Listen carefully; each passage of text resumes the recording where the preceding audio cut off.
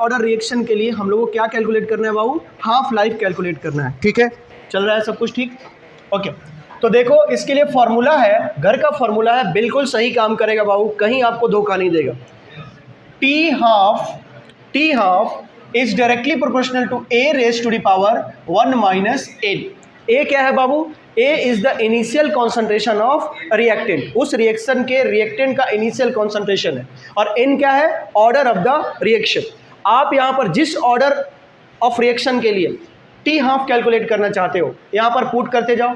जैसे मैं zero order reaction के लिए हाफ लाइफ कैलकुलेट करना चाहता हूँ तो क्या करूँगा? T half is directly proportional to A raise to the power 1 minus zero. क्या हो गया बाबू? T half is directly proportional to A. समझ में आ रहा है? मतलब इनिशियल कॉन्सेंट्रेशन पर एक जीरो ऑर्डर के रिएक्शन का टी हाफ जो है वो डिपेंड करता है। कैसे? डायरेक्टली। अब आप एक फर्स्ट ऑर्डर रिएक्शन की बात कर लो तो यहाँ पर क्या हो जाएगा? T half for first order reaction, T half is directly proportional to A raise to the power 1 minus 1। क्या हो गया बाबू? T half is directly proportional to A to the power 0। किसी का भी पावर 0 करोगे तो क्या हो जाएगा? 1 हो जाएगा। मतलब एक फर्स्ट ऑर्डर की रिएक्शन का जो हाफ लाइफ है वह इनिशियल कॉन्सेंट्रेशन ऑफ रिएक्टेंट पर डिपेंड नहीं करती है। आप रिएक्टेंट की कॉन्सेंट्रेशन को बढ़ाते रहो, उससे उसके हाफ लाइफ पर कोई फर्क नहीं पड़ता। जैसे फोटोकेमिकल्स रिएक्शंस क्या होते हैं? वो इनिशियल कॉन्सेंट्रेशन पर डिपेंड नहीं करते हैं। ठीक है, ओके। जैसे जीरो ऑर्डर की रिएक्शन में हम लोगों ने देखा था। अब अगर सेकेंड ऑर्डर की रिएक्शन की बात करें तो बताओ क्या होगा?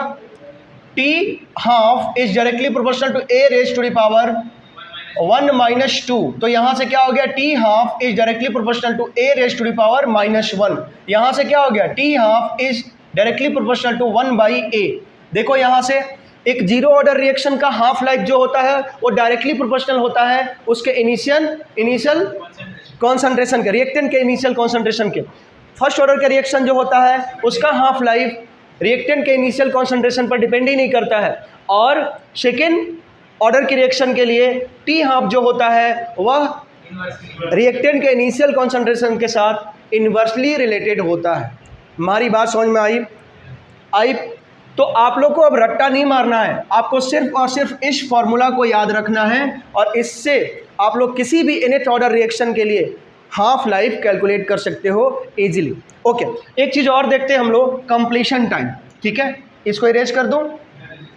ओके, देखो completion time, second order reaction के लिए हम लोग कंप्लीशन टाइम देखेंगे। हम लोगों ने क्या देखा? एक जीरो ऑर्डर की रिएक्शन है जो कि कंप्लीट हो चुकी थी। एक सर्टेन इंटरवल ऑफ टाइम में एक जीरो ऑर्डर की रिएक्शन क्या हो जाती है बाबू? कंप्लीट हो जाती है। फर्स्ट ऑर्डर की रिएक्शन जो है कभी भी कंप्लीट नहीं होती है, ये देखा हम लोगों ने। अब सेकेंड ऑर्डर की रिएक्शन क्या होता है देखते हैं। Integrated rate law for second order reaction क्या आया था बाबू? 1/AT is equal to 1/A0 plus KT आया था। क्या निकालना है हम लोगों को? कंप्लीशन टाइम निकालना है, मतलब T निकालना है। अब बताइए, हम T 100% की बात कर रहे हैं, कंप्लीशन टाइम मतलब T 100% की बात कर रहे हैं, तो AT किसको टेन करने लगेगा? अच्छा, AT क्या है? AT